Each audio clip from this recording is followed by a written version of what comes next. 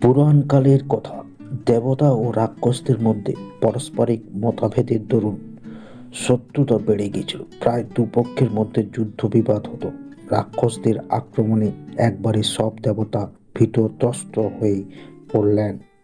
পালাতে পালাতে তারা ব্রহ্মার কাছে গিয়ে হাজির হলেন। ব্রহ্মার পরামর্শে দেবতারা মিলে জগৎগুরু শরণ নিয়ে প্রার্থনা করতে লাগলেন। দেবতাদের প্রার্থনায় প্রসন্ন হয়ে ভগবান বললেন, দেবগণ, তোমাদের দৈত্যরাজ বলির সাথে দেখা করো। তাকে তোমাদের নেতা করে দানব ও দেবতা মিলে সমুদ্র মন্থনের ব্যবস্থা করো। সমুদ্র মন্থনের ফলে অমৃত উৎক্ষিত হবে। সেই অমৃত পান করে তোমরা অমর হয়ে যাবে।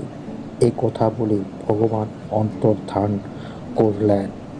এরপর দেবতারা বলিকে নেতা নির্বাচন করে বাসুকী নাগকে মন্থর রজ্জু এবং মন্থর পর্বতকে মন্থর দণ্ড বানিয়ে দানবদের সঙ্গে সমুদ্র মন্থন শুরু করলেন।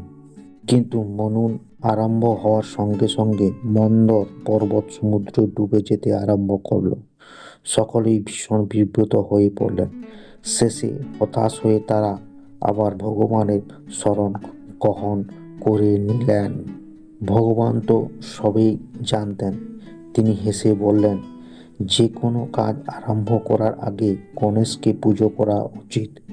তার পুজো না করলে কার্য সিদ্ধি হয় না।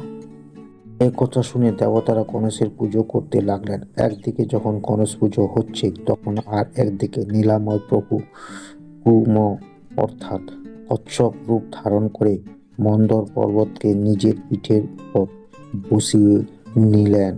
এরপর শুরু হলো সমুদ্র মন্থন। মন্থন করতে করতে অনেক সময় কেটে গেল, কিন্তু অমৃত উঠল না। তখন ভগবান সহস্র বাহু হয়ে নিজের দুদিকে মন্থন শুরু করলেন। সেই মন্থনে উঠল অতি ভয়ঙ্কর বিষ। সেই বিষ পান করে ভগবান শিবের নাম হয়ে গেল নীলকণ্ঠ।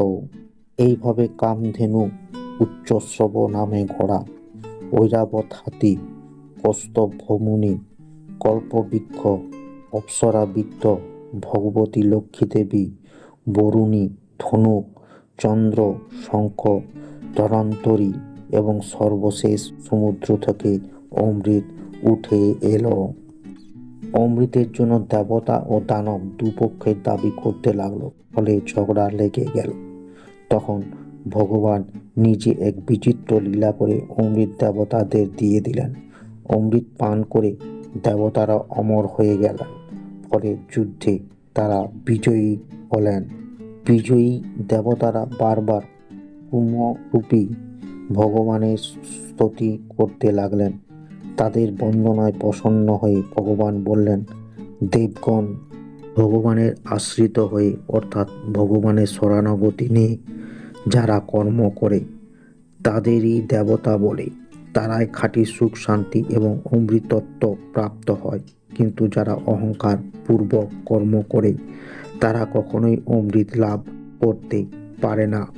এ কথা বলে ভগবান অন্তর্হিত হয়ে গেলেন। পরম ভক্তবৎসল কূর্মরূপী ভগবানকে আমরা সকলেই প্রণাম করি।